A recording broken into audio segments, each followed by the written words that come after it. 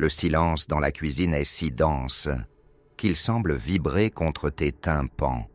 Une masse lourde qui occupe tout l'espace entre le réfrigérateur qui ronronne et la fenêtre où meurt le jour. Tu observes cet être assis en face de toi, celui qui prétendait être ton tout, ton ancrage. Tu le regardes avec une acuité nouvelle, comme si le voile de l'illusion s'était déchiré. Et là, tu remarques ce détail qui ne trompe pas, ce signal biologique que son esprit conscient tente de masquer. La crispation imperceptible de sa mâchoire, ce muscle masséter qui tressaute sous la peau fine, alors qu'il évite ton regard avec assiduité. C'est le tic du menteur acculé, le spasme de celui qui sait que son narratif s'effondre, mais qui refuse de poser les armes. Ce n'est pas de la colère froide, bien qu'il essaie de s'en draper. C'est une terreur primitive, viscérale. Il a senti, au fond de son instinct, que le fil invisible qui te liait à lui vient de se rompre. Ce n'est pas une cassure nette, c'est une dissolution. Cet individu a ressenti pour toi quelque chose de bien plus dévastateur qu'il ne l'admettra jamais. Dans son architecture mentale déformée, il appelle cela de l'amour. Mais ce n'est pas l'amour qui libère. C'est une faim dévorante, une dépendance toxique qu'il exècre autant qu'il en a besoin. Il te déteste pour la clarté que tu lui imposes, pour ce miroir que tu lui tends sans même parler. Un miroir où il ne voit qu'un reflet fragmenté. Il déteste avoir besoin de ton souffle pour se sentir, exister. Il hait le fait que ta simple présence stabilise ces molécules instables. Pour lui, être attaché à toi, ressentir cette vulnérabilité face à ta lumière, est une faiblesse insupportable, une faille béante dans son armure.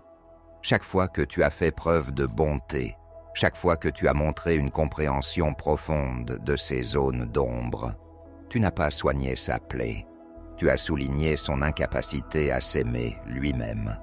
Ton empathie était pour lui une insulte, une preuve de sa propre défaillance. Il a perçu ta générosité comme une tentative de prise de pouvoir, car dans son monde, on ne donne jamais sans vouloir asservir.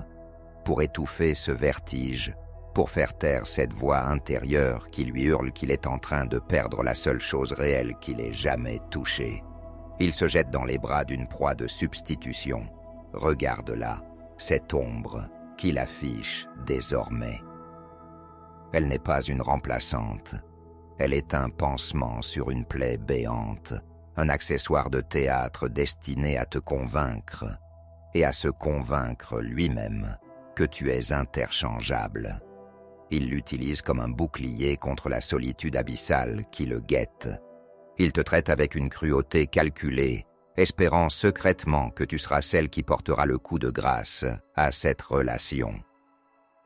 Il est trop lâche pour assumer la fin du jeu. Il veut que tu sois la méchante, celle qui abandonne, pour pouvoir nourrir son récit de victime éternelle auprès de sa nouvelle conquête. Cette haine qu'il te crache au visage, ces mots qui visent tes insécurités les plus intimes, sont le reflet exact de l'emprise que tu as sur son chaos intérieur. On ne hait pas avec une telle ferveur ce qui nous est indifférent. Tu étais l'exception, celle qui a vu derrière le décor de théâtre, celle qui a deviné le petit garçon terrifié derrière le masque du tyran domestique. Et c'est précisément pour cela qu'il cherche à te briser. S'il t'a trahi, s'il t'a remplacé en un claquement de doigts par une version plus malléable, n'y vois pas le signe de ta futilité. Ne laisse pas ton ego boire ce poison.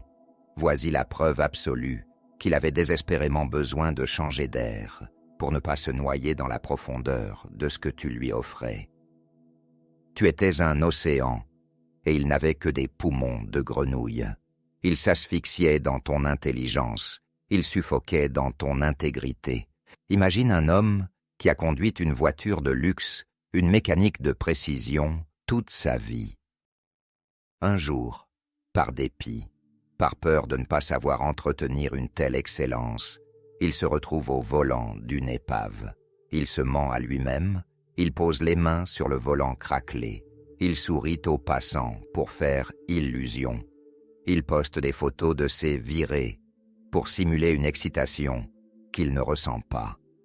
Mais chaque kilomètre, chaque vibration du châssis lui rappelle cruellement ce qu'il a perdu. C'est exactement ce qu'il vit avec sa nouvelle conquête.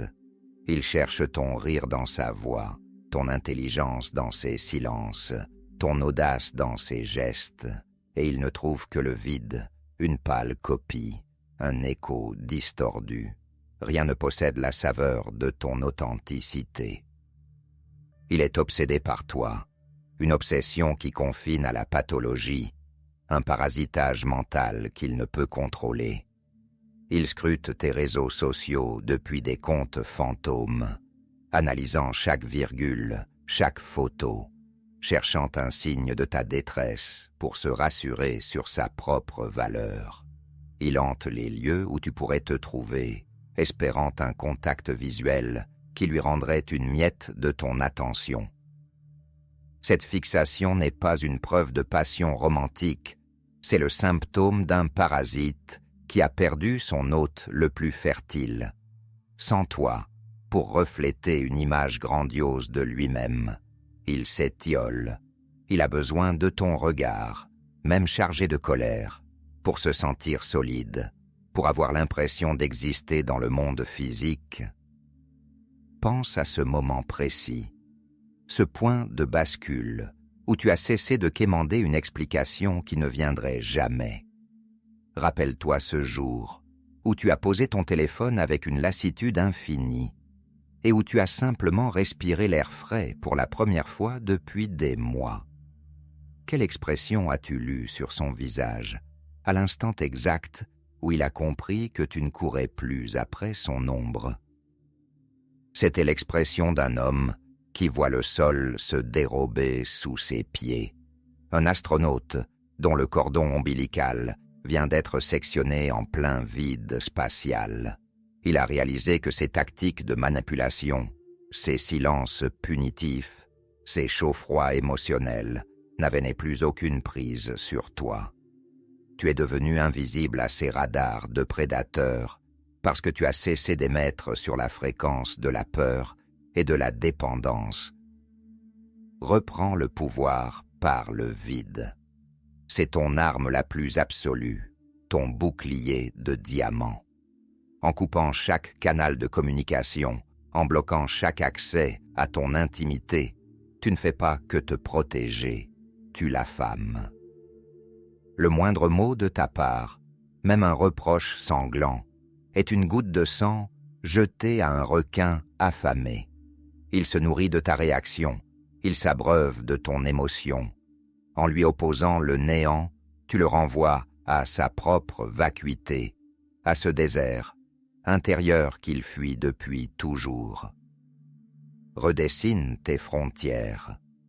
Réinvestis les lieux qu'il t'avait interdits par ses jugements ou sa présence étouffante. Retourne dans ce café où il se moquait de tes goûts. Porte cette robe qu'il jugeait trop voyante. Marche dans ce parc qu'il trouvait ennuyeux. Chaque pas que tu fais sur ce territoire reconquis est une fissure sismique dans sa prison mentale. Note chaque fait, chaque mensonge, chaque manipulation de la réalité dans un carnet secret.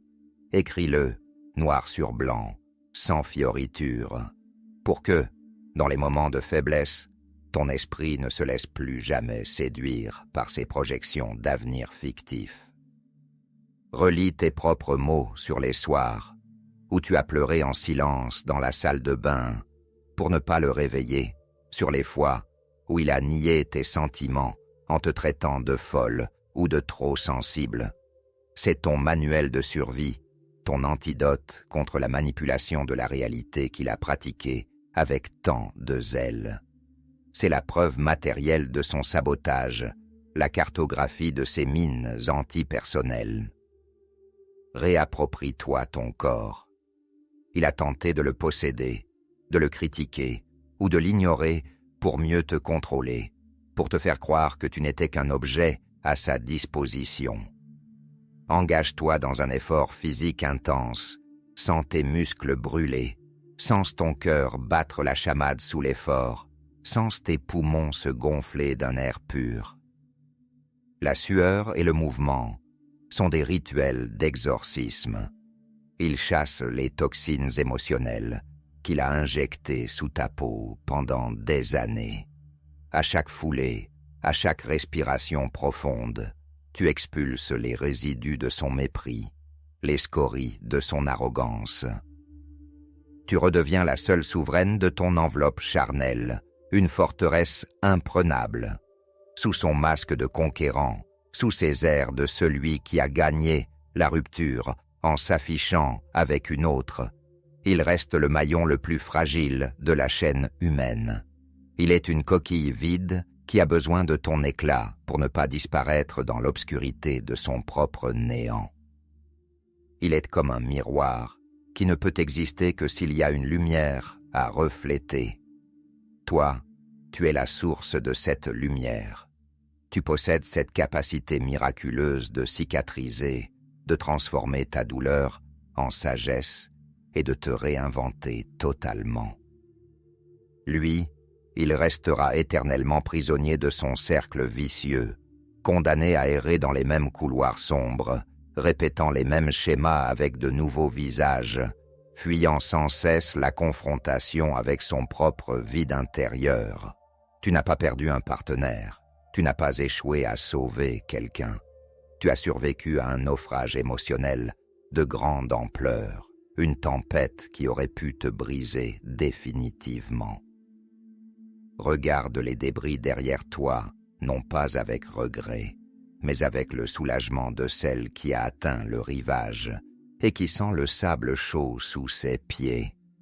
La douleur que tu ressens est le signe que tu es vivante, que tes fibres sont encore capables de vibrer, que ton cœur n'est pas devenu de la pierre, contrairement au sien qui est atrophié.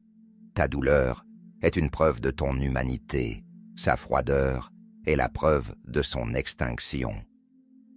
Approfondissons encore cette dynamique de l'ombre. Rappelle-toi les soirées où il rentrait et où l'air devenait soudainement irrespirable, transformant ton foyer en une zone de guerre latente. C'était sa manière de marquer son territoire, de t'imposer son humeur comme une loi universelle à laquelle tu devais te soumettre. Il utilisait son silence comme une arme de destruction massive, te forçant à danser autour de lui pour mendier un sourire ou un simple mot gentil. Cette danse de l'esclave est terminée. Imagine-le maintenant, essayant d'imposer ce même climat à sa nouvelle proie. Au début, elle acceptera, pensant qu'il est mystérieux ou qu'il a besoin d'être compris. Mais bientôt, elle sentira le même froid polaire s'insinuer dans ses os. Il ne peut pas changer, car pour changer, il faudrait qu'il admette qu'il est brisé, et son ego est une forteresse bâtie sur le déni. Il t'observe de loin, il guette le moindre signe de ton effondrement. Il attend ce message de faiblesse, cet appel nocturne où tu lui dirais, la voix brisée, qu'il te manque. Ne lui donne jamais ce plaisir, ne lui offre pas cette victoire. Laisse-le mourir de soif devant ton indifférence.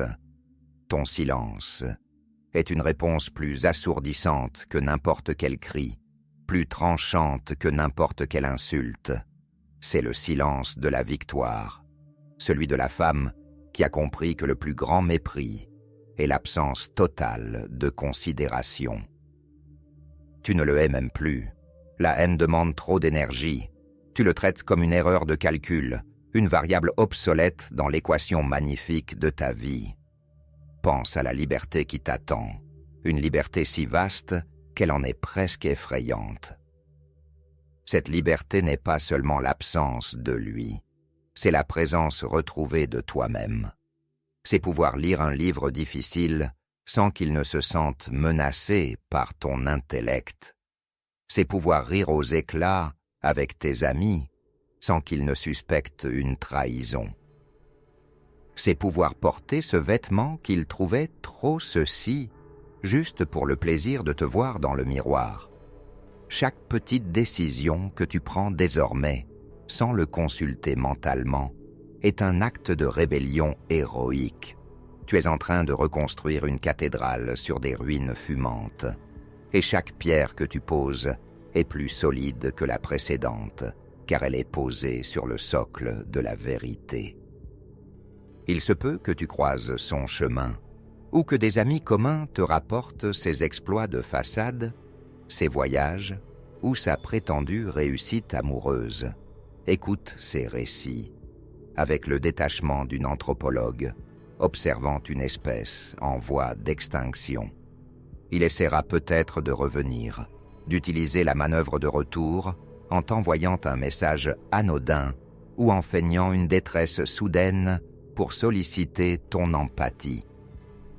C'est le chant des sirènes sur les récifs. Il ne revient pas parce qu'il t'aime, il ne revient pas parce qu'il a changé, il revient parce que sa nouvelle source d'énergie est épuisée, parce qu'elle commence à voir clair dans son jeu. Il revient pour vérifier s'il a toujours les clés de ta psyché. Ne change pas la serrure, change de dimension. La nouvelle femme dans sa vie n'est pas ta rivale. Elle est ta successeur dans la souffrance. Elle est en train d'entrer avec enthousiasme dans la cage dont tu viens de t'échapper au prix de tes plumes. Elle va subir les mêmes tests de loyauté absurdes, les mêmes dévaluations subtiles, les mêmes gaspillages d'âme. Elle n'est pas mieux que toi, elle n'est pas plus adaptée à lui. Elle est simplement plus fraîche, plus ignorante du danger qui rampe sous les tapis. Elle est le nouveau jouet d'un enfant gâté et cruel qui finit toujours par casser ses jouets par pur dégoût de lui-même et de sa propre incapacité à aimer. Regarde tes mains. Elles ne tremblent plus comme elles le faisaient quand il entrait dans la pièce et que tu sentais monter cette angoisse sourde. Regarde ton reflet dans la vitre. L'éclat revient dans tes yeux, ce pétillement d'intelligence et de curiosité que tu pensais avoir perdu à jamais sous les coups de boutoir de son mépris. Ce n'était pas perdu, c'était juste mis en veille, étouffé sous une chape de plomb protectrice. Tu es en train de vivre une renaissance, tu transformes le plomb de sa toxicité en l'or pur de ton autonomie. Ce processus est douloureux, mais il est définitif. Une fois que tu as vu la réalité du monstre, une fois que tu as percé à jour la mécanique de l'illusionniste, il ne peut plus jamais redevenir un prince, même s'il remet son costume le plus élégant. En validant cette réflexion, en laissant ces mots infusés dans ton esprit comme un baume réparateur, tu ne fais pas qu'apprécier un contenu ou chercher une consolation passagère. Tu es en train d'accomplir un acte de reprise de possession. Tu tournes symboliquement la clé d'une cellule dont tu possédais le double depuis le début, mais que tu avais peur d'utiliser par crainte de l'immensité du monde extérieur. L'inconnu est là, immense, sauvage et parfois intimidant. Mais il est à toi. Tu es désormais libre de marcher vers la lumière, une lumière que tu génères toi-même de l'intérieur, là où personne n'aura plus jamais besoin de t'éteindre pour espérer briller un peu. N'oublie jamais, son plus grand crime n'a pas été de ne pas t'aimer, car il est incapable d'aimer qui que ce soit, mais de t'avoir fait croire, jour après jour, que tu n'étais pas digne d'être aimé, que tu étais le problème. Aujourd'hui, en te tenant debout, en refusant de jouer son jeu de dupe, tu lui prouves le contraire avec une force tranquille. Tu es la preuve vivante que sa noirceur n'a pas pu corrompre ton essence, que ton noyau est resté pur malgré les assauts. Tu es sorti du feu, et non seulement tu n'es pas consumé, mais tu es trempé comme l'acier le plus noble. Considère maintenant la suite de ton voyage avec une curiosité gourmande. Le chemin de la guérison n'est pas une ligne droite, c'est une spirale ascendante, un chemin de montagne escarpé mais gratifiant. Il y aura des jours de brouillard où l'odeur d'un certain parfum ou une chanson à la radio te ramèneront violemment en arrière. Ton cœur se serrera, une boule se formera dans ta gorge et tu auras l'impression de retomber dans l'abîme. Mais regarde bien, à chaque fois que cela arrive, tu remontes plus vite à la surface. La chute est moins profonde, le choc est moins brutal. Pourquoi ? Parce que tu as acquis des outils de navigation que tu n'avais pas auparavant. Tu as appris à identifier les signaux d'alarme, les red flags, que tu ignorais autrefois par excès de gentillesse. Cette expérience, aussi traumatisante soit-elle, a fait de toi une experte en humanité, une lectrice d'âme. Tu sais maintenant lire entre les lignes des discours trop lisses, entendre ce qui n'est pas dit dans les silences trop lourds, voir les masques avant même qu'ils ne soient posés. C'est un super pouvoir que tu as payé, au prix fort, au prix de tes larmes, mais il te protégera pour le reste de tes jours. Tu ne laisseras plus jamais personne piétiner ton jardin intérieur, ce sanctuaire que tu as appris à chérir. Tu as installé des clôtures de respect de soi, et personne n'a plus le code d'accès, sauf ceux qui prouveront leur valeur sur le long terme. Lui, pendant ce temps, continuera sa course effrénée contre l'ennui, contre le temps qui passe et contre le vide qui le ronge. Il accumulera les conquêtes éphémères, les succès matériels clinquants, les signes extérieurs de richesse émotionnelle, pour épater la galerie, mais à l'intérieur, le désert ne fera que s'étendre, de plus en plus aride. Il est condamné à la répétition, au bégaiement tragique de l'existence, revivant sans cesse le même premier acte glorieux suivi d'un dénouement désastreux. Toi, tu es voué à l'évolution constante, à l'expansion de ton être, à la découverte de nouveaux territoires de ton âme que tu n'avais même pas soupçonnés. Le silence dans la cuisine n'est plus dense de menaces ou d'attentes anxieuses. Il est désormais rempli de ta propre présence apaisée. Tu peux entendre le bruit de tes pensées sans qu'elles soient parasitées par ces critiques incessantes, par ces jugements à l'emporte-pièce. Tu peux savourer ton café en regardant la pluie tomber, en sachant que personne ne viendra gâcher ce moment de paix parfaite par une remarque acerbe, un soupir de mécontentement ou une demande égoïste. C'est cela, la vraie richesse, le luxe ultime, la paix souveraine de celui qui s'appartient enfin. Chaque jour qui passe sans aucun contact avec lui est une victoire éclatante, un territoire repris sur l'ennemi. Chaque nuit où tu dors d'un sommeil profond, sans rêves hantés par ses manipulations, est un triomphe de la vie sur le néant. Tu es en train de te reconstruire, cellule par cellule, pensée par pensée, avec une patience d'artisan.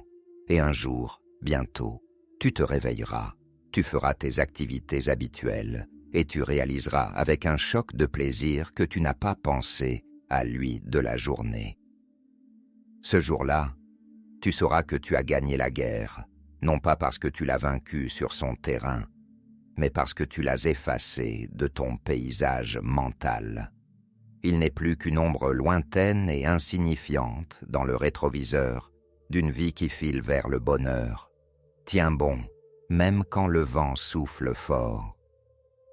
La douleur est le passage obligé, le tunnel étroit, qui mène vers la clarté éblouissante. Tu es infiniment plus forte que tu ne le penses, plus résiliente que tu ne l'imagines dans tes moments de doute. Tu as survécu à l'hiver polaire de son âme, et le printemps qui s'annonce pour toi sera d'une splendeur, d'une intensité et d'une vérité que tu ne peux pas encore concevoir. Marche la tête haute, les épaules droites, car tu as conservé ton intégrité, ta capacité d'aimer et ta noblesse là où il a perdu les siennes depuis bien longtemps. Tu es entière, tu es libre, et le monde, dans toute sa complexité et sa beauté, t'appartient à nouveau. Regarde autour de toi avec des yeux neufs. Les couleurs semblent plus vives, les sons plus nets, n'est-ce pas? C'est parce que ton cerveau sort enfin de l'état de survie permanent, ce mode combat ou fuite dans lequel il t'avait maintenu par ses imprévisibilités et ses colères. Tes sens s'éveillent comme après une longue hibernation. Tu commences à remarquer la beauté d'un coucher de soleil sur les toits, la douceur d'une étoffe contre ta peau, la saveur complexe d'un fruit mûr, la mélodie d'un oiseau au petit matin. Ce sont des choses simples qu'il avait rendues invisibles par son vacarme émotionnel, incessant, et ses drames fabriqués de toutes pièces. C'est la vie qui revient en toi, tel un fleuve puissant qui reprend son cours naturel après qu'un barrage artificiel et toxique a enfin cédé sous la pression de la vérité. Et si jamais le doute t'assaille au milieu de la nuit, si jamais tu te demandes s'il a pu changer, s'il est devenu meilleur avec l'autre, rappelle-toi cette vérité biologique immuable. Les prédateurs ne changent pas de nature, ils changent seulement de terrain de chasse. Il peut modifier son décor, changer de partenaire, adopter un nouveau discours, mais son noyau narcissique reste le même, froid et immuable. Il est une structure rigide, un automate psychologique, incapable de la souplesse et de l'humilité nécessaires à une véritable remise en question. Toi, tu es fluide, tu es vivante, tu es l'eau qui contourne l'obstacle et finit par l'éroder patiemment. Tu as déjà gagné, simplement en restant fidèle à ton humanité. La cuisine est moi maintenant baignée dans la lumière douce de la lune, ou peut-être celle de l'aube qui pointe à l'horizon. Peu importe l'heure. Ce qui compte, c'est que tu n'as plus peur de l'obscurité, ni de celle du monde, ni de la tienne. Tu as découvert, au plus profond de ton épreuve, que tu portais en toi ta propre lanterne, une flamme que personne ne peut éteindre sans ton consentement. Tu n'as plus besoin de chercher désespérément la validation ou la chaleur dans les yeux d'un homme qui ne sait pas ce que le mot « valeur » signifie. Tu es ta propre référence, ton propre juge bienveillant, ta propre alliée la plus fidèle. Le voyage continue, et il est magnifique parce qu'il est vrai. Chaque pas que tu fais, loin de son influence, est un pas de géant vers ton véritable destin, celui que tu choisiras souverainement. Un destin où tu ne seras plus jamais une option, une proie, un accessoire ou un miroir pour l'ego d'un autre, mais une femme pleinement accomplie, respectée pour ce qu'elle est et, surtout, en paix totale avec elle-même. La porte est grande, ouverte, sur l'horizon. Ne te retourne pas. Il n'y a rien à voir derrière toi que des cendres et des illusions démasquées. Le passé n'a plus rien à t'apprendre que tu ne saches déjà, et l'avenir t'attend avec une impatience joyeuse. Tu es la seule narratrice de ta propre histoire désormais, et le prochain chapitre s'annonce radieux, rempli de rencontres authentiques et de joie sans amertume. Imagine la force herculéenne qu'il t'a fallu pour ne pas devenir comme lui, pour ne pas laisser la haine ou le désir de vengeance transformer ton cœur en pierre froide. C'est cette force-là, cette noblesse d'âme qui refuse la facilité de la noirceur, qui sera ton plus grand atout pour construire la suite. Tu as traversé le miroir déformant, et tu en es revenu avec une vision parfaite, une lucidité qui est un bouclier.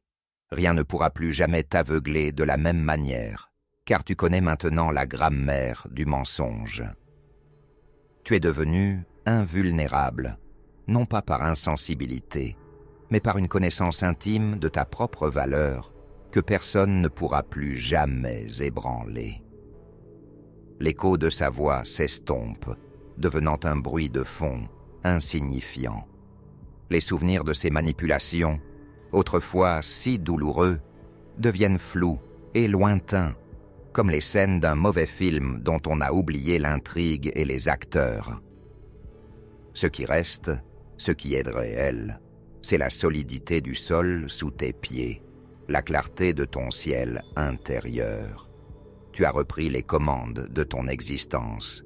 Tu es le capitaine de ton âme, le maître absolu de ton destin. Et dans ce vaste océan de possibilités qui s'offre à toi, il n'y a plus aucune place pour les naufrageurs ou les pirates de l'émotion. Tu navigues vers des eaux calmes, vers des terres fertiles, vers la rencontre ultime, celle avec toi-même, enfin retrouver, enfin aimer. Le silence est enfin devenu ton ami le plus cher, ton allié le plus fidèle. Il n'est plus un vide terrifiant à combler par des paroles inutiles, mais un espace sacré à habiter pleinement. C'est dans ce silence retrouvé que tu entendras enfin la voix claire de ton intuition, cette boussole infaillible qu'il avait tenté de brouiller par ses interférences constantes. Écoute-la attentivement. Elle te murmure à chaque instant que tout va bien, que tu es en parfaite sécurité et que le meilleur, le plus beau, le plus vrai reste à venir. Tu as franchi le seuil de ta propre prison. Bienvenue chez toi, bienvenue dans ta nouvelle vie, là où tu es enfin la seule maîtresse du jeu.